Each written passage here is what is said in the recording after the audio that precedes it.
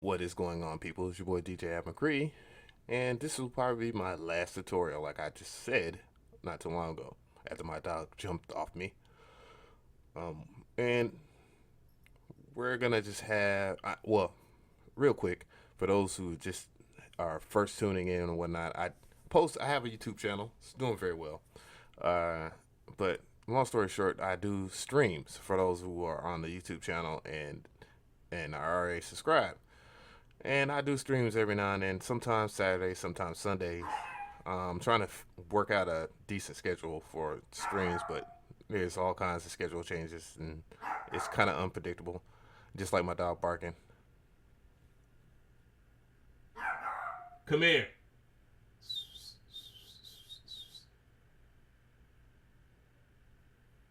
Come here. The joys of having a dog. Come here.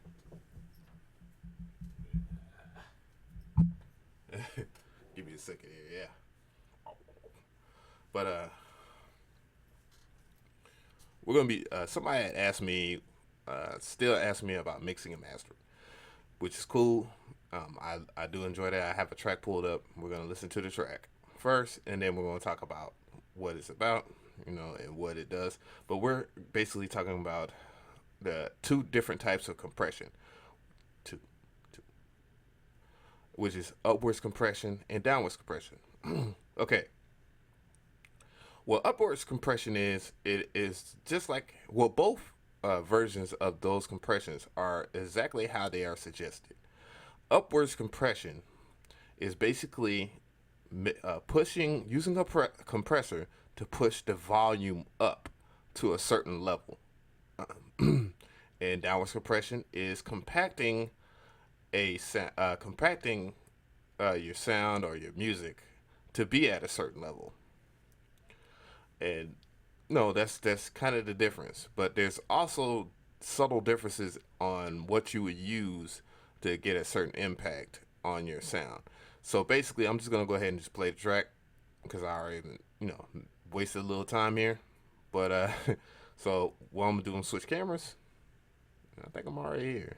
Let's see, screen cam, and we are going to rock in 3, 2, 1.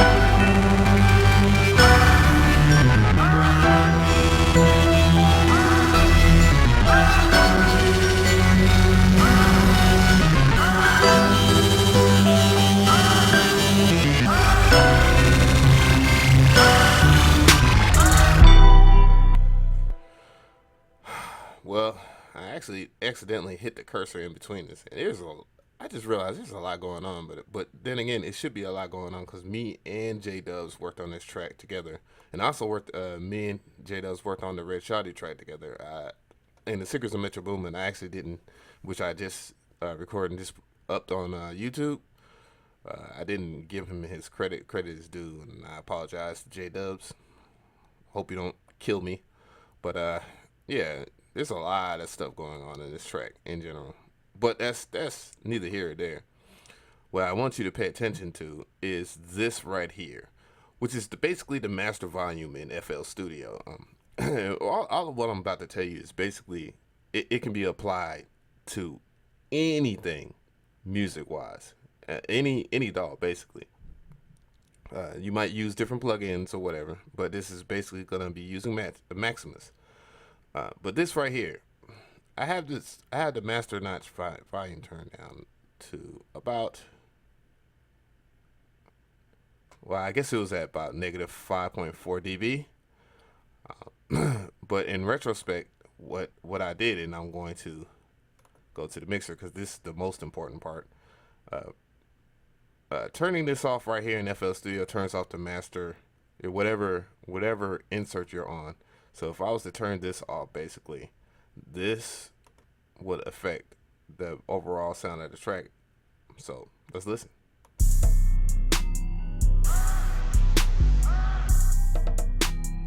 As you can see, it is lower. The track is actually lower. So, and I really didn't want to waste this beat for this tutorial, but it's all good, man. You know, it's a deeper meaning behind this. But anyways, as you can see, the volume is lower. Now, what I'm gonna do is I'm gonna add the master track, the master cabinet back into it.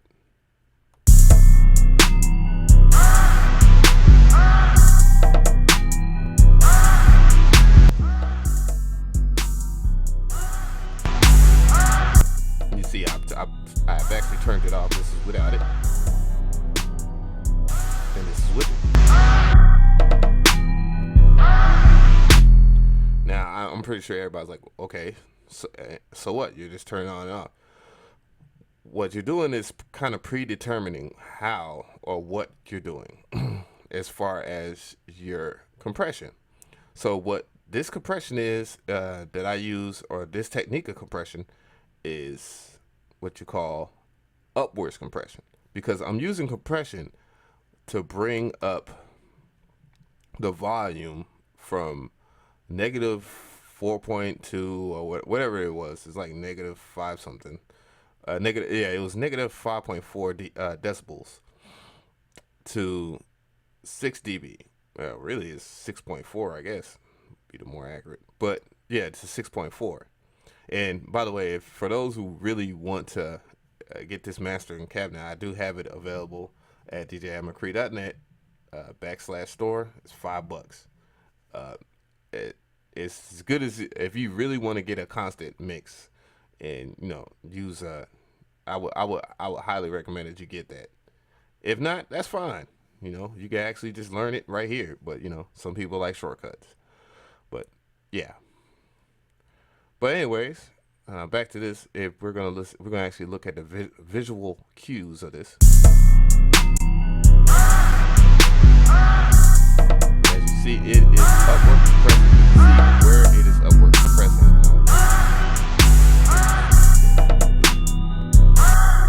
You can actually see where it's upwards compressing at. It's upwards compressing up to here. All this darker green right here is all of the signal that is being upwards compressed. So why upwards compression? What I found very unique about upwards compression versus downwards compression is that upwards compression, you keep all your signals the way you want it to be, but you're adding the amount of volume or the dynamic range to your track, which means that your bass, if your bass is hitting hard, it's going to continue to hit hard. It's actually going to hit harder, but the actual control of it is cleaner because it's not trying to fight, or you're not killing your peaks. As you can see, you have certain peaks that are getting compressed because they're going beyond it, and that's what that means. But it's not overall. You're getting more upwards compression. There's certain parts that will hit harder, but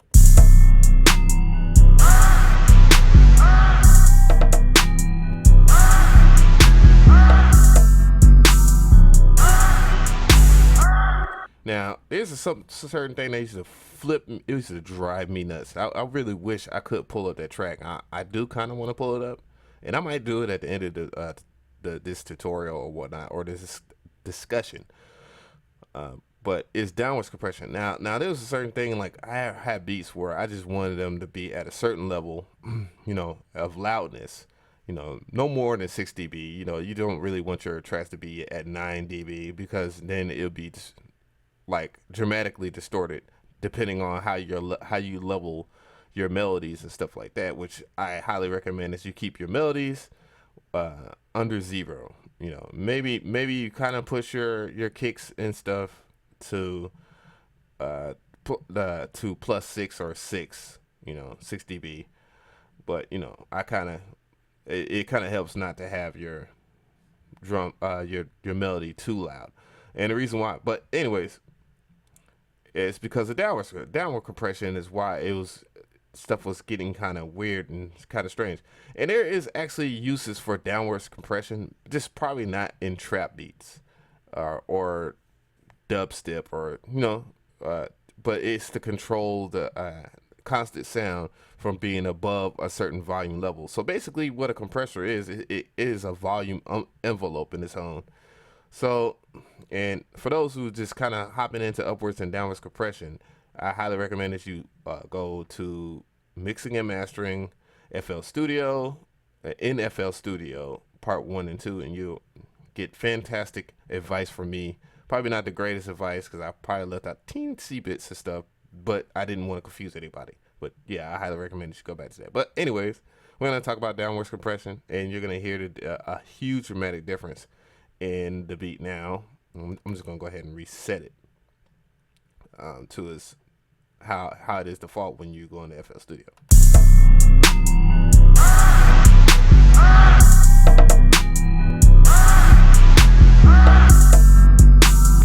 All right, the first thing you will notice that the overall signal itself, seeing that the post gain is kind of turned up anyways, which I don't know why I did that, but I think I just did that because I just didn't want, and the pre-gain is at 0, so that's what that little purple line means.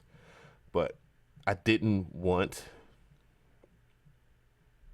I wanted the track to be a little louder. But anyways, let me just go ahead and play the track again, because all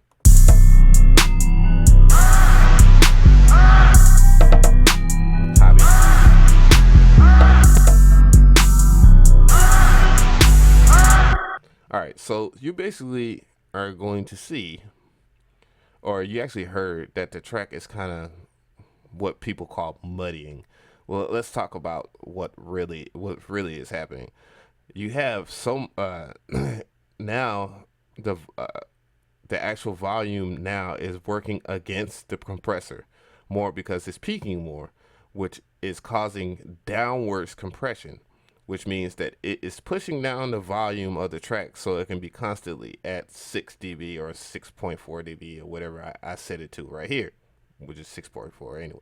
But yeah, so you'll notice that constant difference. And I'm just going to go ahead and play the track again, and we're going to play it to the hook or chorus or whatever you call it.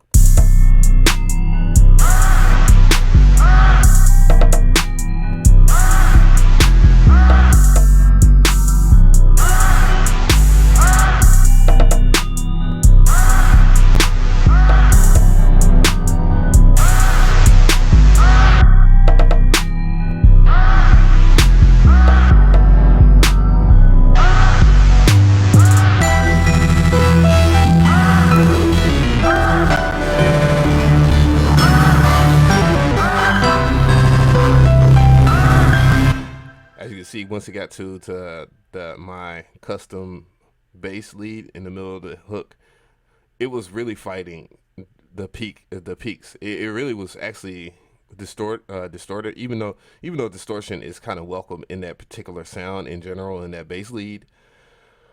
But in overall, you can hear it kind of pushing down on the volume, which is basically downwards compression. So basically, you kind of want to, when you're, because I've been collaborating with other people besides Dubs, which Dubs his mixes have gotten much better. He even actually introduced me to this particular slope in this knee, which he used a little bit of, because I usually set it right here, but him setting the base this slope to right here is getting close to where he's welcoming expansion, which gives the bass itself overall nicely a clean distortion, but enough power and kick to where when you have your volume at this level, you still get nice aggressive bass.